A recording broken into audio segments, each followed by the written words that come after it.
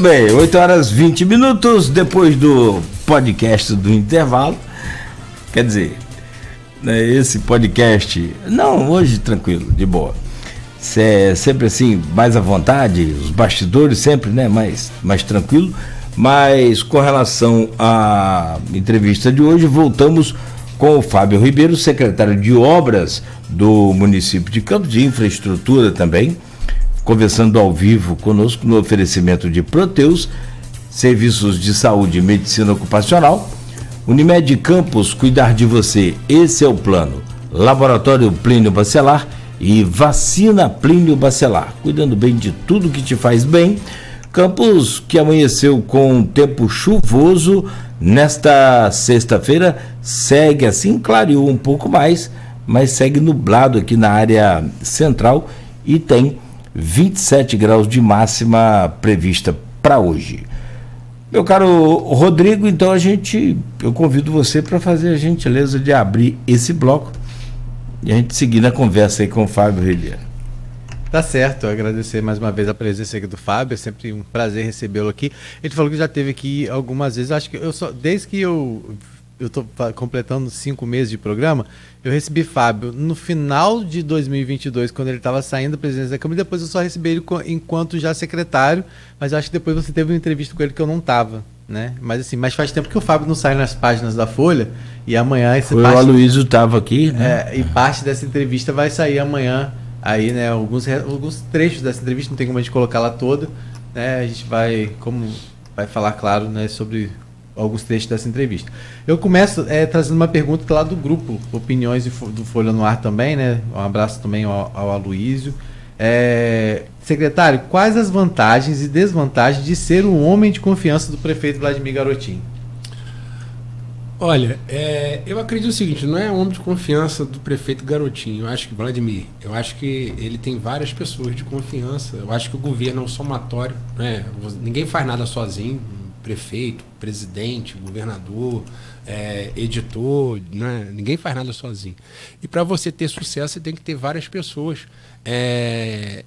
sintonizadas com o seu propósito, então eu acho que ele tem várias pessoas de confiança. E é aquilo que eu falei, eu acho que é uma construção. Quando você tem eu tenho 26 anos de vida pública, então a gente construiu dentro do grupo político uma postura de credibilidade. Então a gente tem credibilidade, né? Ao contrário do que estão falando, né? E por isso que eu comecei a entrevista nisso. Então você não constrói, né, credibilidade, não é da noite para o dia, não é imposto, uma coisa que eu sou assim, não. Credibilidade é construída, então a gente tem, né, essa credibilidade não só com o prefeito Vladimir Garotinho, mas dentro do grupo. Graças a Deus a gente tem credibilidade onde a gente passa, né? Eu sou funcionário da UENF, com meus amigos, meus colegas da UENF, com meus colegas, né, sou liceísta com muito prazer, eu sempre falo isso, né? Grandes vultos ao Brasil, o liceu já pôde dar, são exemplos a seguir para a nossa terra honrar. Então, quer dizer, para onde a gente passa, a gente tem que ter credibilidade, e credibilidade a gente faz, né, um dia após o outro, não é.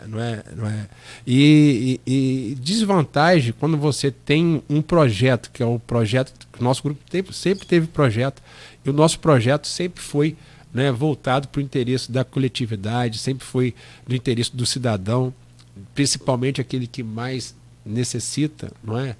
Quando a gente fala de bairros legais, quando a gente fala de creche, escolas modelos, quando a gente fala da recuperação, por exemplo, do HGG, que está ficando realmente, né, muito bom, quando a gente fala do Ferreira Machado sem paciente no corredor, quando a gente fala, né, na recuperação de estradas. Então, isso tudo, Rodrigo, é uma construção. Então, a gente só tem vantagem, não tem desvantagem. Por mais que a gente saiba que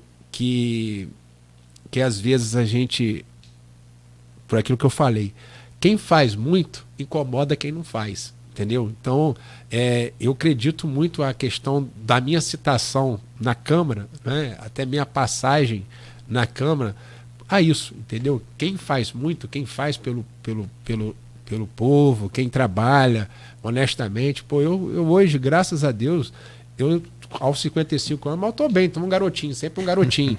Então eu chego na secretaria 7h30, 8 horas da manhã e saio 20 horas. Então é trabalhar, e isso a gente faz com que a nossa credibilidade. Está aqui, ó, Cláudio Nogueira.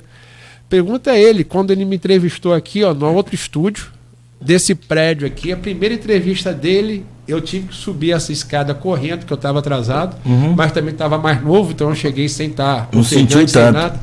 Não sentiu tanto. Não senti nada, e depois da entrevista falou assim: você vai ser vereador. E você era secretário de administração do governo Rosinha. Então, mas eu quero fazer, olha só a vida que Cláudio Nogueira tem no Rádio Campista. Então isso aí foi construído, não é, né, Cláudio? Estou dizendo, você como, né, foi construído ao longo do tempo. Você é um cara que hoje é um cara que tem credibilidade dentro da imprensa, porque você construiu isso. Eu estou lembrando dessa entrevista acho que foi em 2009. Por aí. Em 2009, quer dizer, há cerca de 13 anos atrás. Então, quer dizer, ninguém constrói uma coisa de um dia para o outro. Ninguém chega assim, né? Então, você ser de confiança. No sonho sem lutar, grupo, né? É o tal negócio. Vladimir tem a confiança em mim para determinada coisa, como eu tenho nele.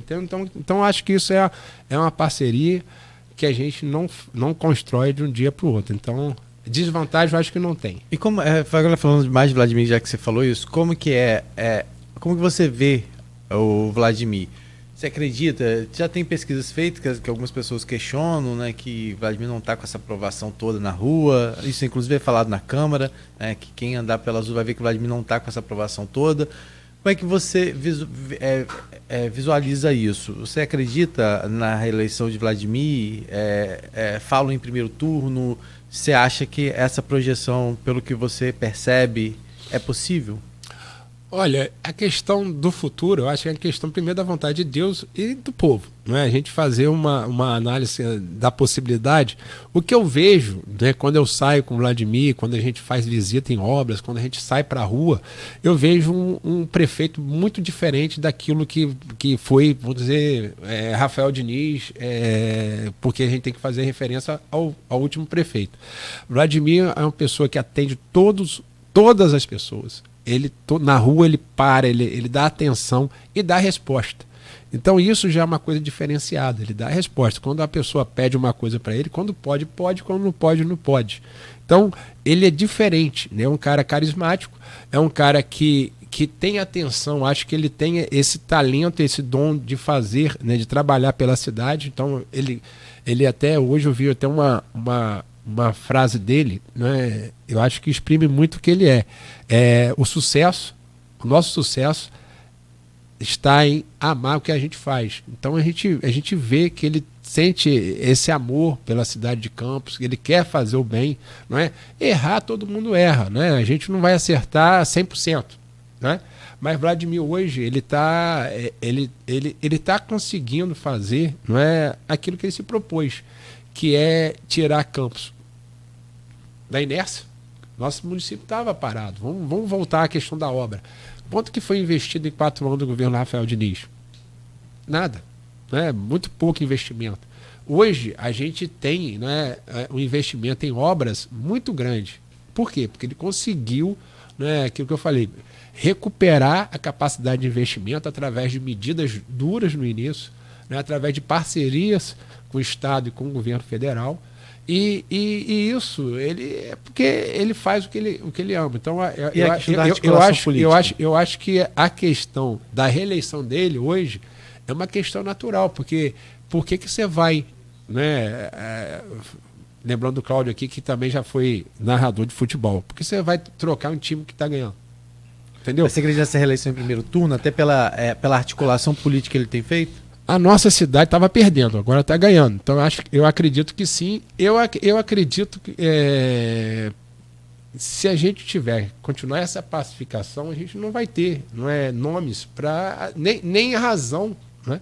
Nem razão para ter um adversário. Por que você vai contrapor a uma coisa que tá dando certo? Você pode melhorar, né, através de sugestões, mas não contrapor. Então eu acredito sim Acredito numa reeleição, sim, em primeiro turno. Acredito que, e da possibilidade, né, que eu já falei, o futuro a Deus pertence.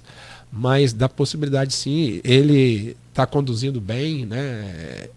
Tem um crescimento um grande que é articulador. diferente também, né? A questão do crescimento dele na área da região da Pedra, né? Que é uma coisa que marca muito também, né? As pessoas falam que a família Garotinho sempre teve muita rejeição nessa região mais central. E isso o Vladimir conseguiu reverter de uma certa forma, né? Não, com certeza, né? Ele com a postura dele do diálogo, com essa questão mesmo, vamos dizer, nada acontece por acaso. Vamos dizer, nós perdemos a Câmara, não é isso? Então, isso, né, essa postura dele voltar e fazer um acordo em benefício da cidade, não é? Com um grupo que era adversário, isso foi muito positivo, cara. Porque, na verdade, não estava pensando no grupo político dele, não estava pensando nele, pensou que foi na cidade. Inclusive ele teve disposição com o grupo político dele em alguns momentos por conta disso. Ele né? pensou foi na cidade. Então, então eu acredito que isso, essa maneira dele, não é, de pensar na cidade, de estar dialogando, conversando com as pessoas, né, com os adversários, cedendo, não é? Hoje, por exemplo, o grupo de oposição tem espaço dentro do governo. Ele é criticado por isso, mas tem, não é?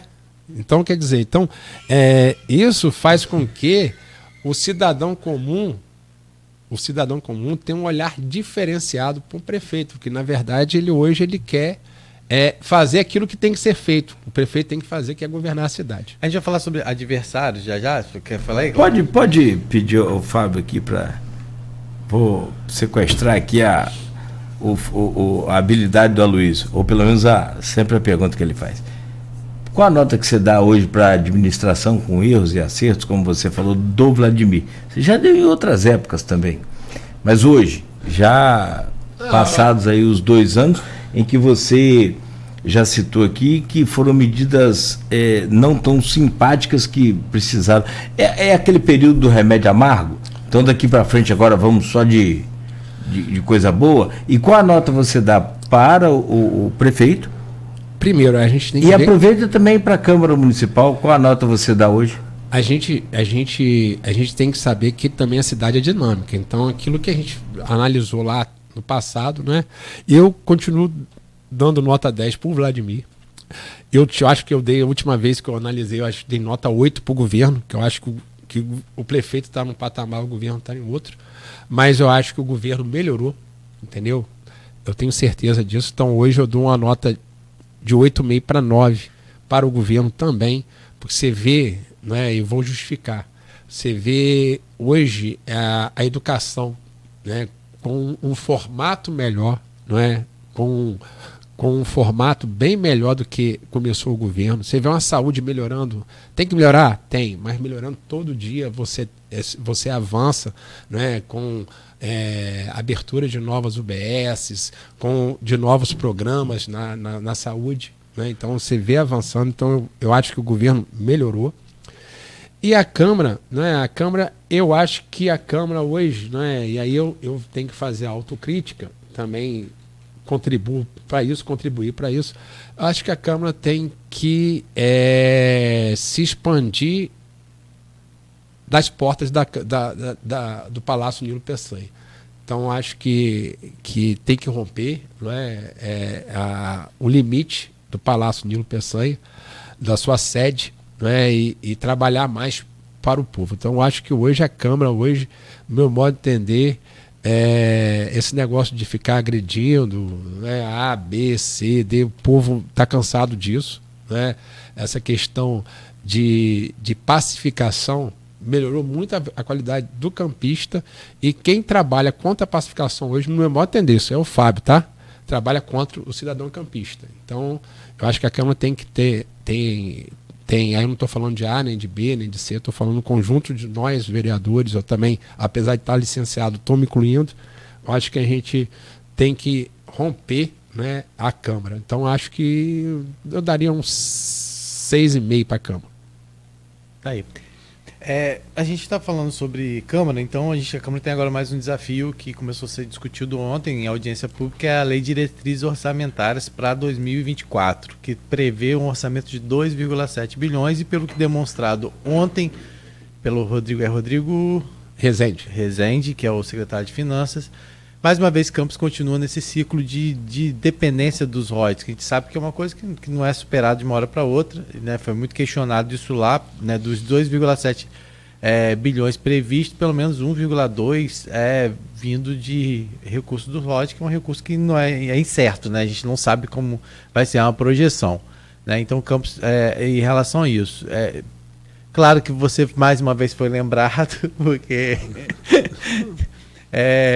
resgataram lá que no ano passado o orçamento foi só votado lá em novembro, quando na verdade ele deveria ter entrado desde junho, acho, na pauta, que é tradição a lei de diretrizes orçamentárias começar a ser discutida antes do recesso do meio do ano, né? E aí, naquele momento, os vereadores de oposição já eram maioria, e aí eles queriam dar 5% prefeito, né? E aí a votação foi lá, né, o prefeito e conseguiu os 20%. A lei de diretrizes orçamentárias esse ano realmente, mais uma vez, chegou na Câmara com o pedido de suplementação de até 40%.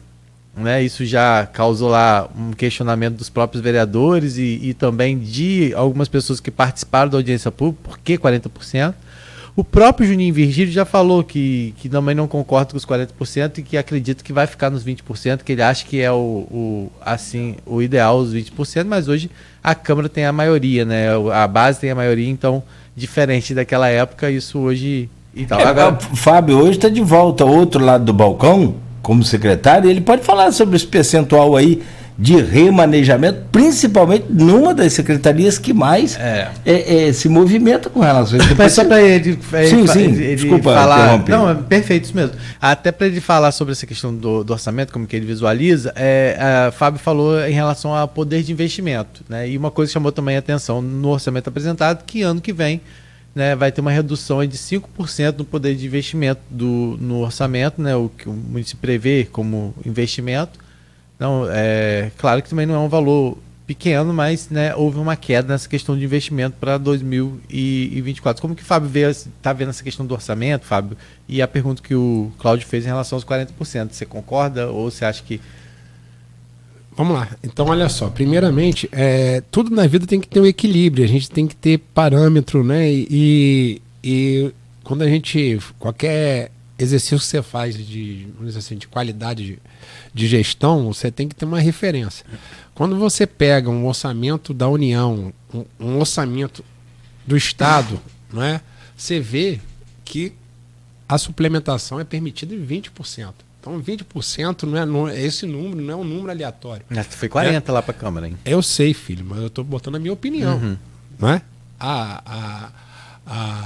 E também 40% é para discussão. A Câmara tem que discutir. Não é tudo, né? Porque tem maioria que a gente vai, né? O Poder Executivo vai taxar aquilo ali. Tem que ter a discussão. Então, eu acredito muito no equilíbrio, né? Por isso que teve estrategicamente a gente prorrogou ano passado, porque realmente a oposição, com maioria, queria jogar lá embaixo 5%, e não era 5% só.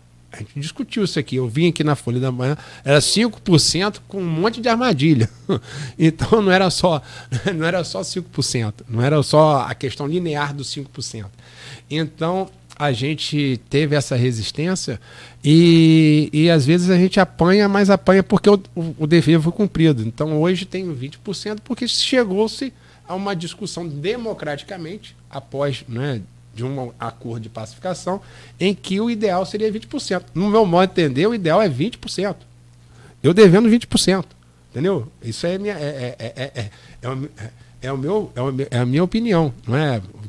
O governo caminhou 40%, mas eu defendo 20%. Então, e isso, não é? As pessoas não sabem, mas na UENF eu sou analista de planejamento, orçamento e finanças. Então, isso é a minha praia, não é? Essa questão orçamentária, de finanças. Então, é o que realmente eu faço, sempre fiz, não é? E conversando com outro analista de planejamento e finanças de carreira do Estado, chamado Cláudio Castro, nosso governador.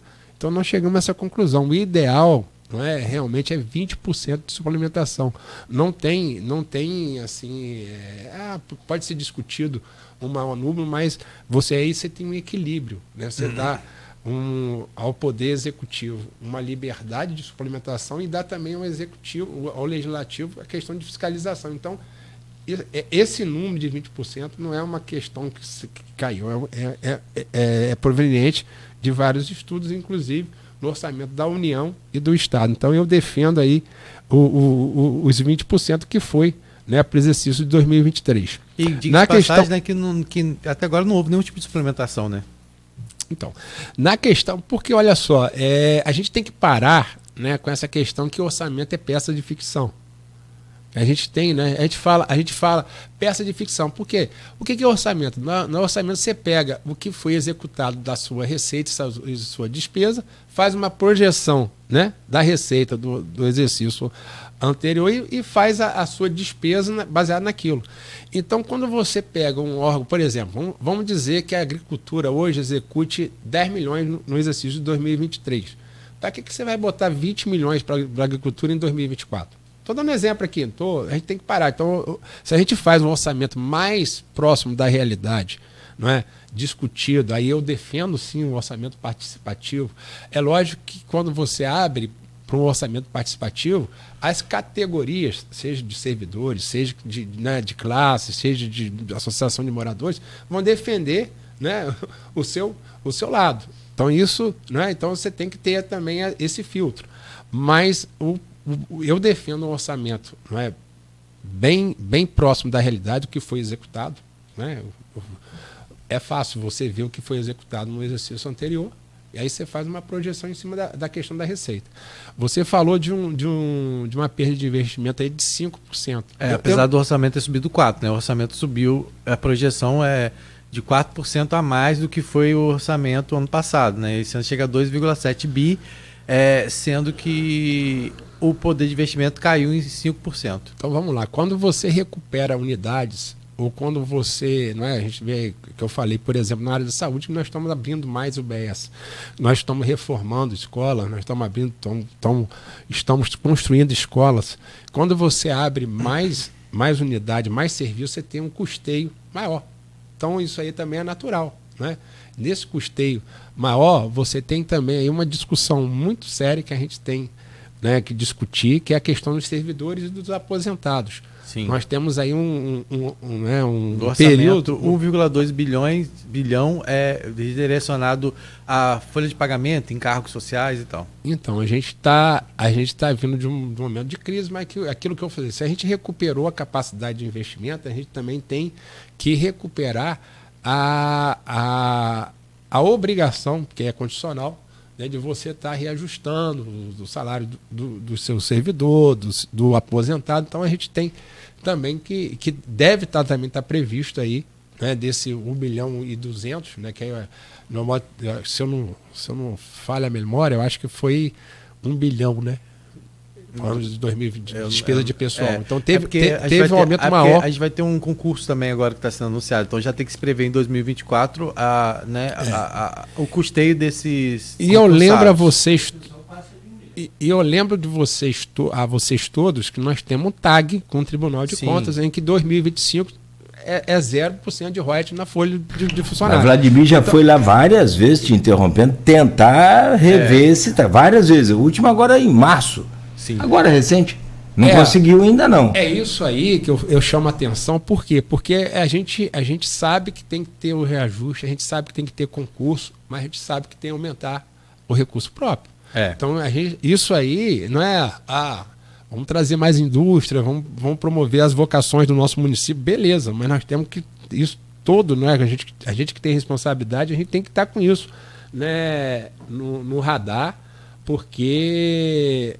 Jogar para a galera é fácil, não é? Mas você ter responsabilidade e avançar, não é? Então, por isso que eu defendo os 20% e defendo um orçamento mais realista, que eu acredito, muito na capacidade do professor Rodrigo Rezende e da sua equipe na Secretaria de Controle. Você falou Fazenda, mas é a Secretaria de Controle e Transparência. Eu falei Finanças.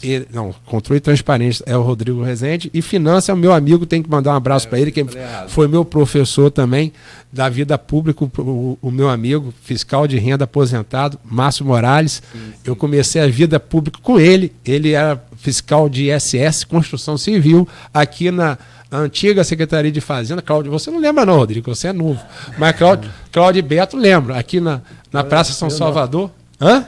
Claro que lembra, maluco, ali no edifício executivo ali. Beto tem minha idade.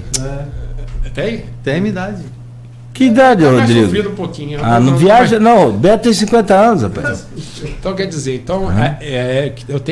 a gente tem que lembrar das pessoas. Então, ele faz, o nosso amigo Márcio Morales faz um trabalho muito bom e importante lá na Secretaria de Fazenda. Vai ganhar mais fiscal agora, ó. Com esse concurso aí vão chegar mais fiscais. Mas na verdade, né, é porque tá acabando, né, Rodrigo? Tá todo mundo aposentando, né?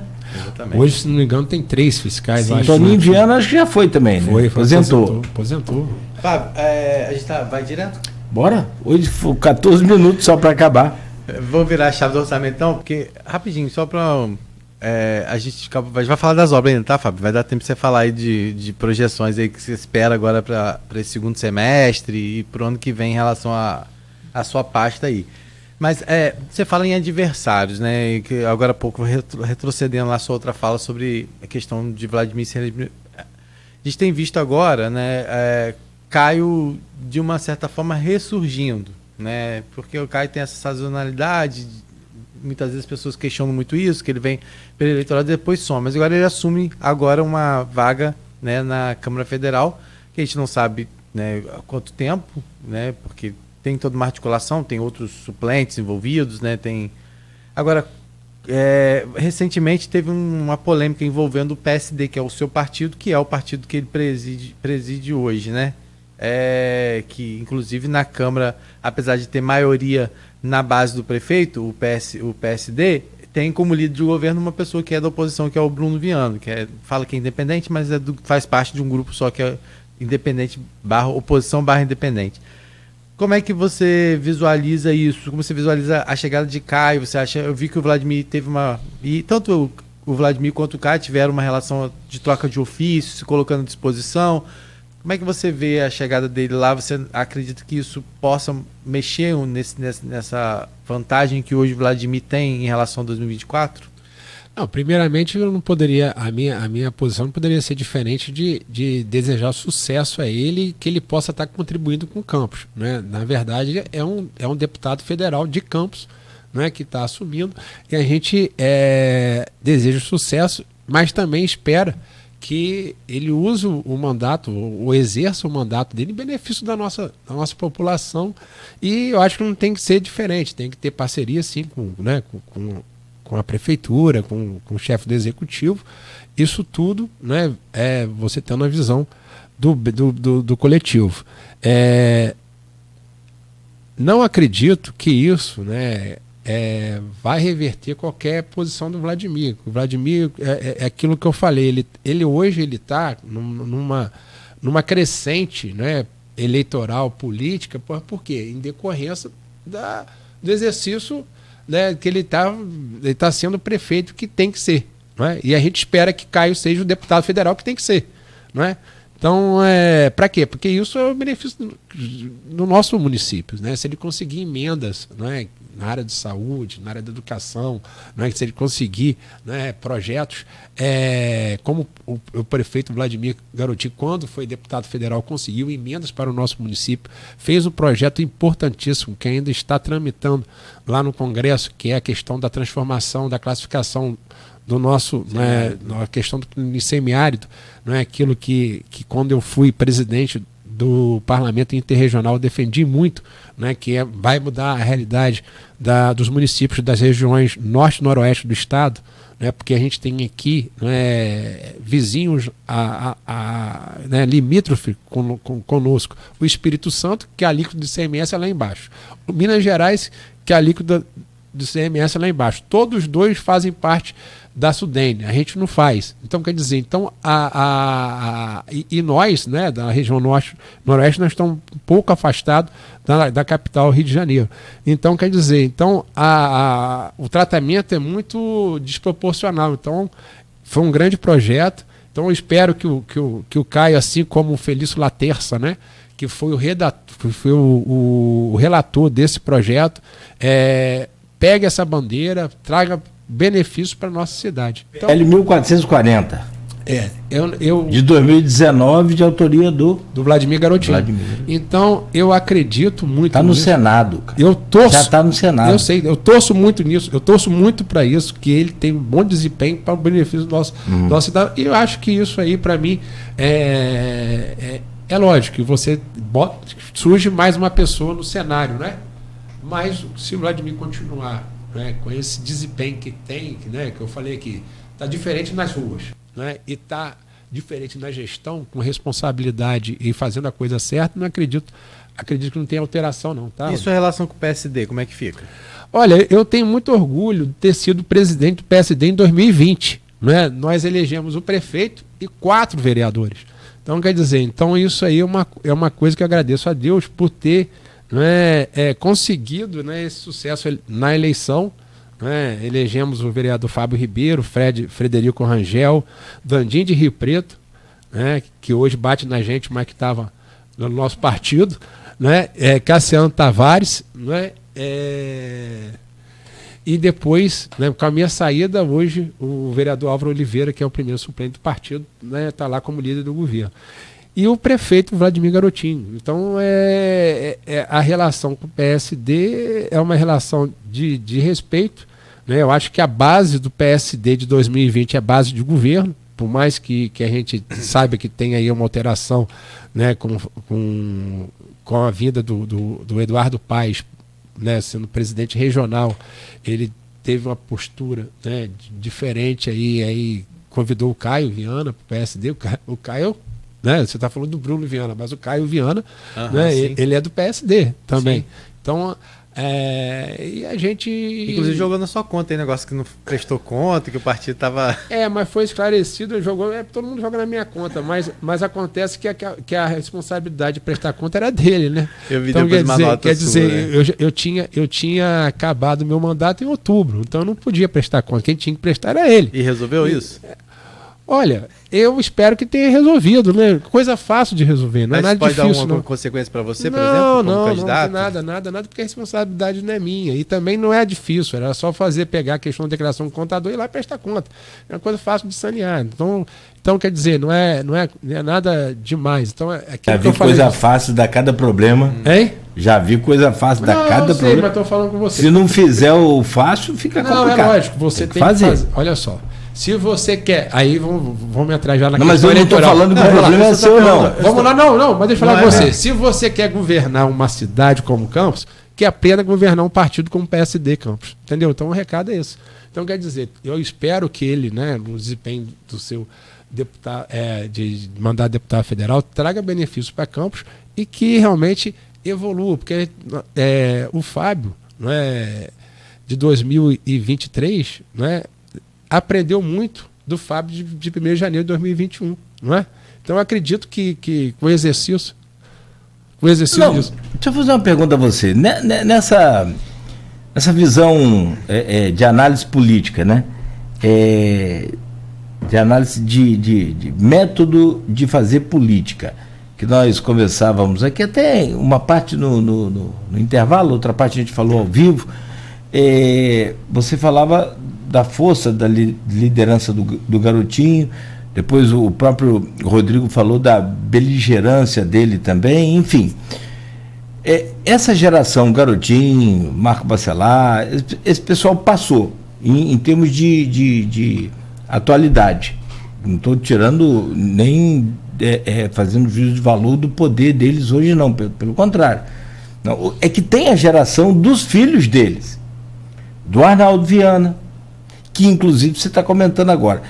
Aí eu trago para a baila aqui o Caio Viana, então, que você tem hoje o Vladimir, geração nova da família Garotinho, o Rodrigo Bacelar e o Marquinhos Bacelar, geração nova e vitoriosa, os dois presidindo um legislativo estadual, outro municipal, E agora, de volta ao cenário, o Caio Viana. Você acha que Caio está encaixado nesse contexto dessa nova geração de fazer uma política de boa vizinhança, ou pelo menos um mandato de boa vizinhança, e buscar, por exemplo, apoiar um projeto de lei do Vladimir Garotinho que beneficia as regiões norte e noroeste fluminense, como é o caso da PL 1440, você acha que ele está inserido nesse contexto também, ou ele está naquela política antiga?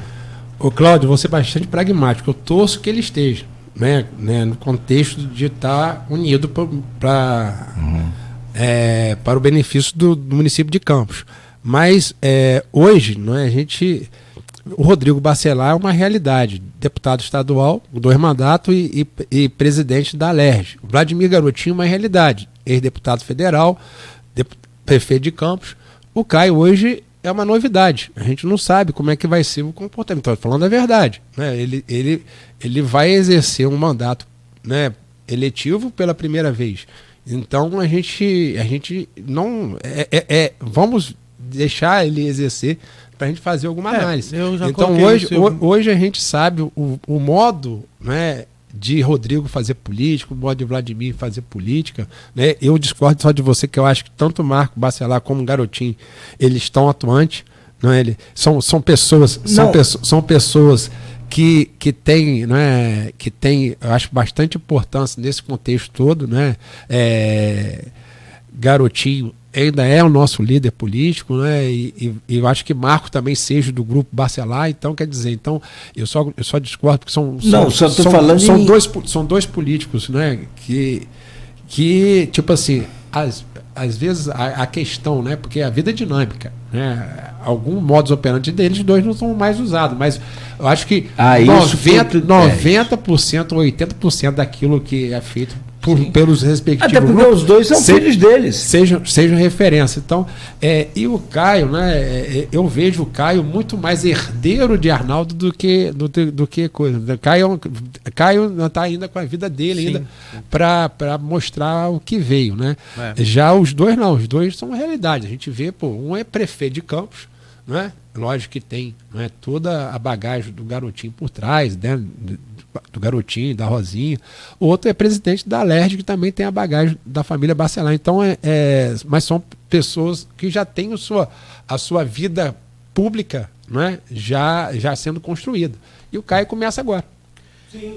Não, e quanto ao que eu falei dos dois, não que eles tenham deixado de ser liderança, não, porque só para dizer que Garotinho não é liderança. Você falar em Garotinho no estado do Rio de Janeiro como liderança, teve 6 milhões de votos para presidente, você tem que entender e respeitar essa história construída, como o seu Marcos também. E tanto que são lideranças que têm os filhos, cada um seu, na política, que é o que eu estou falando agora. Talvez eles estejam mais voltados para a política de bastidores, que é uma política, né, de backstage, aquela política ali de articulação, né, por trás dos holofotes, mas que são extremamente... Neste momento, é isso que eu falo, neste momento sim, mas... E que tem os seus filhos eles têm capacidade, tipo assim, todos os dois têm capacidade de voltar à tona na hora que se for preciso. Então estou falando isso aí, tipo assim, o Garotinho que você falou. Hoje o Garotinho, né, ele teve 6 milhões de votos, teve 16 milhões de votos para presidente, 16 milhões de votos para presidente, né? A Clarissa, que foi uma candidata com pouco...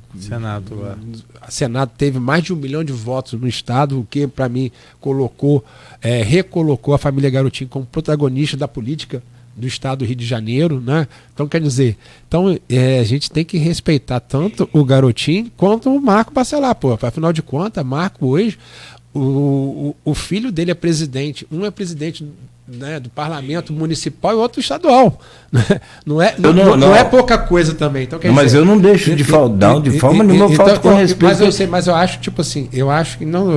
Só que é a geração nova que eu estou trazendo para o trabalho. Só que eu acho que todos os dois eles têm capacidade, se eles forem chamados, né, de voltar à vida pública com êxito, entendeu? Então, quer dizer, Então a gente tem que só fazer essa referência, mas tudo na vida, né, é sucessão, né? Eu já estou preparando meu sucessor. Tá aí meu filho aí com 18 anos querendo ser. Rapaz, a gente estava falando, papai, não vai ser mais candidato, então deixa para mim agora.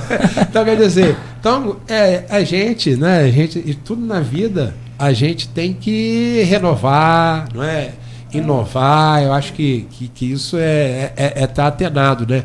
É lógico. E aí lá a gente tem o próprio Dandim, que é filho de Alcione de Rio Preto, a gente tem o Elin Naim, né? Então a gente tem outras pessoas, né, que tem esse histórico, né? Tem Bruno Viana, a Bruno geração, Viana, o mandato desse são pessoas, né? Vamos dizer assim, quem é ali mais experiente, né? Sou eu, Rogério Matoso, que é o segundo mandato também, Nildo Cardoso, Abdo Neme e Fred Machado, né? Igor Pereira. Igor Pereira e vamos botar Álvaro e Alocimar. E agora Paulo Arantes, que fica nessa que vai e vem. Paulo Arantes também, que já passou por Mas lá. Eu acho que, tipo assim, se você for pensar em democracia, é isso que a gente tem que pensar. A gente tem que ter sempre o mais antigo, o mais novo, tem que ter sempre essa troca de experiência. Eu acho que é salutar essa questão. O governo tinha a presidência da casa mas não tinha maioria. A maioria era da oposição. Eu acho que isso é salutar, entendeu? Agora é o contrário, né? O governo tem a maioria, mas não tem a presidência da casa. Então, esse tipo de coisa é democraticamente saudável. Se falou em cabelos brancos no governo Rafael, lembra? Você falava isso? Não tem muito se falava nos cabelos brancos. E muito se fala no governo do Vladimir, desse equilíbrio que está tendo de pessoas mais experientes e também a galera mais nova. Os cabelos brancos de Vladimir trocou pelas carecas, né? Nós estamos carecas. Nós estamos ficando careca. Mas você pinta o cabelo, né? Pinto não. Eu sou natural. Eu sou de Lagoa de Cima, rapaz. A água é boa. Cláudio, esses caras todos agora de pintar cabelo, rapaz, que eu não aguento. Eu sei que a gente não vai dar tempo para falar das obras que já passaram aí, mas rapidamente, eu queria só que o Fábio. Duas questões que chegaram aqui que eu não posso deixar de responder. Uma é a questão da recapeamento asfáltico que está sendo feito na cidade, por que não se planeja isso de forma melhor às vezes e acaba dando o nó que dá no trânsito. Aí eu sei que você já falou que isso é uma questão. Um planejamento do Estado, mas que vocês tentam negociar, e por que não foram feitos o levantamento dos bueiros? Porque se tem uma coisa hoje que prejudica não é nem o asfalto, é a questão dos bueiros com desnível. É uma pergunta que chegou. E tem mais uma, responde essa que eu, mais ou menos. Eu agradeço as perguntas. Primeiro, aquilo que eu falei, a cidade dinâmica, né? Primeiro, a gente tinha um planejamento, o município tinha um planejamento de 103 vias, junto com o Estado, e na execução, né, são 4 fases de execução, primeira, segunda, terceira e quarta fase.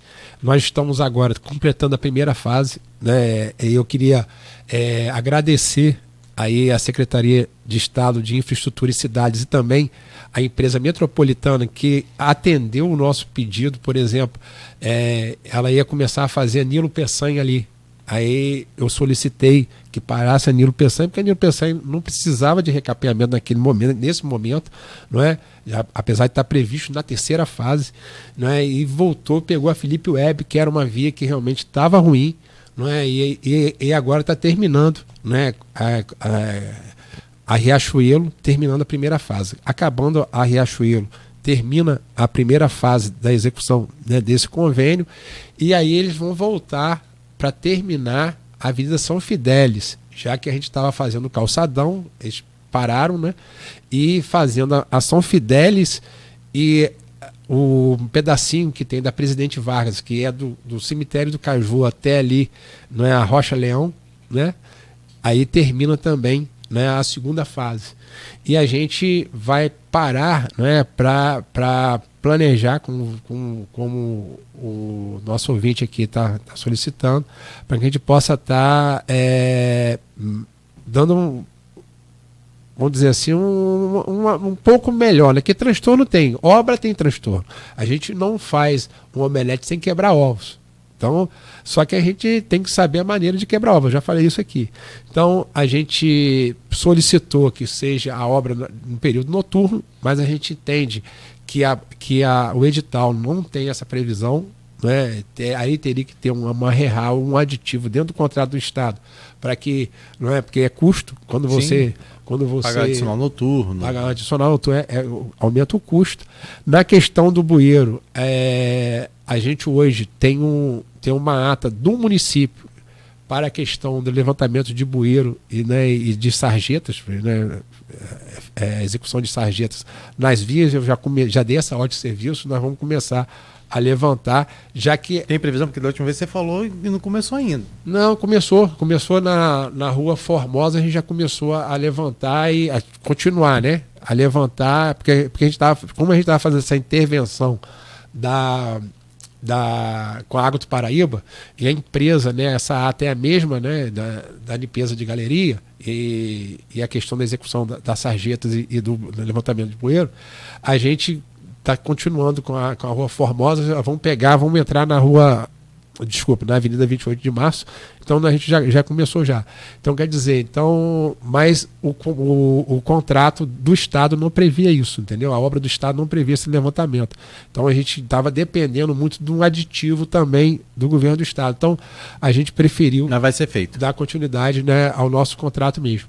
Só uma perguntinha de rua, e tem um outro Edmundo Siqueira aqui, permite? Tem aí? Não, então vai você aí. Não, pode ir, mas aqui na rua aqui da BAN, que agora virou Francisco Sanguedo, até ali a Rua do Gás, e depois é o Vídeo Manhães, até a Riachuelo. Aquele trechinho do Vídeo Manhães ali vai ser refeito? Ele está previsto, né, na terceira fase. Ah, tá. Então a gente vai passou a ser mais utilizado, né, agora. Que tá bem ruim também. Então, quer dizer, o que eu queria agradecer, né, porque hoje a parceria está mais afinada entre a metropolitana e o município, entendeu? Então, essa questão, né, de desvio de vias, né? Só me permite uma questão de crítica. mobilidade, isso é mais afeto, né? O MTT. Só está faltando a comunicaçãozinha. Coisa à toa. Não, a gente tem. E não é culpa da Secretaria de Comunicação. Não. E MTT avisar. Tipo assim, segunda-feira. Posso falar com você? Não, segunda-feira vai mexer na 28 de março. Já que eu estou falando hoje, eu vou falar aqui. Não, então vai lá, fala aqui. Hoje é sexta. Bate uma notinha aí, publica. Não, já que eu estou falando, eu vou falar. Não é MTT também, não. Às vezes, tipo assim, a empresa, a execução estava muito assim, arredia essa questão da gente estar não controlando. A gente sugere, né? Porque a gente a gente não é o contratante, não é? Mas o Estado também, ele não sabe a realidade do município, então a gente tem que indicar. Então, realmente a gente teve uma conversa com a metropolitana agora, dentro do gabinete do prefeito, e aí as coisas acertaram, entendeu? Então agora, né, a gente acha que vai ter, né, uma melhor fruição. Aí até mesmo o MTT, a Guarda Municipal, a gente, né, solicita aí ao nosso comandante, colega Levino, que coloque os guardas na rua para indicar, não é nem comunicar, indicar, né, o trajeto alternativo. O DIC ali, você acha que demora mais quanto tempo? Porque já liberaram a pista ali, que foi uma solicitação que foi feita até diretamente pelo Estado lá e tal. Mas você acredita quanto mais tempo de obra para o DIC ficar pronto? Olha, a previsão, né, da empresa contratada é mais 90, mas eu acredito mais 60 dias, entendeu? Mais 60 dias. Tudo concluído ali. Eu acredito mas que a obra sim. está andando. A obra está andando, repito, está sendo feita de boa qualidade, com questão da segurança, né? E a obra tem que durar, né? Agora, aproveitando aí o deputado Caio Viana, né, que assumiu o mandato, já a primeira reivindicação, vamos solicitar aí ao governo federal, que é quem detém o gerenciamento dos DICs, né, que faça uma revisão desse DIC todo nosso. Esse DIC nosso é lá em Ferreira, então acho que tem que ter um monitoramento, né, de todo o DIC aí, e aí a gente solicita ou agora deputado federal Caio Viana, que possa estar nos ajudando nisso aí. Só para fechar aqui, a pergunta do Edmundo Siqueira, que falou que não ia perguntar, mas está perguntando. Ele falou aí, há alguns meses sugeri que fosse feita uma parceria com o IFE para que fosse feito um projeto para o restauro do Olavo Cardoso, Museu Olavo Cardoso. Pedi pessoalmente à professora Catarina e ela concordou em fazer o projeto gratuitamente.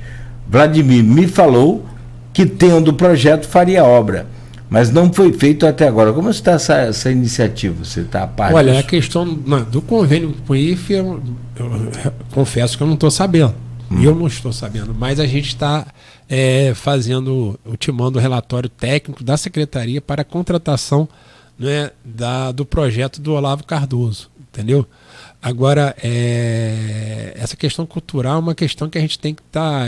e Edmundo, né, é um cara bastante ativo, ele e a professora Rafaela Machado, então eu sou admirador tanto da Rafaela como do Edmundo, e a gente tem que dar apoio nisso aí. A gente está fazendo uma parceria agora do município com a Ferroporte, que é uma empresa, né, uma grande empresa, que está instalada no nosso Porto do Açu, não é? E a gente vai buscar parceria. Essa iniciativa da Ferroporte nos mostrou a grande possibilidade de a gente estar fazendo uma parceria, né, por causa dos incentivos fiscais, né, da Lei Rouanet, da questão do imposto de renda, né, dessas empresas, para que a gente possa estar trazendo aí para o nosso município e aí, né, resguardando o nosso patrimônio.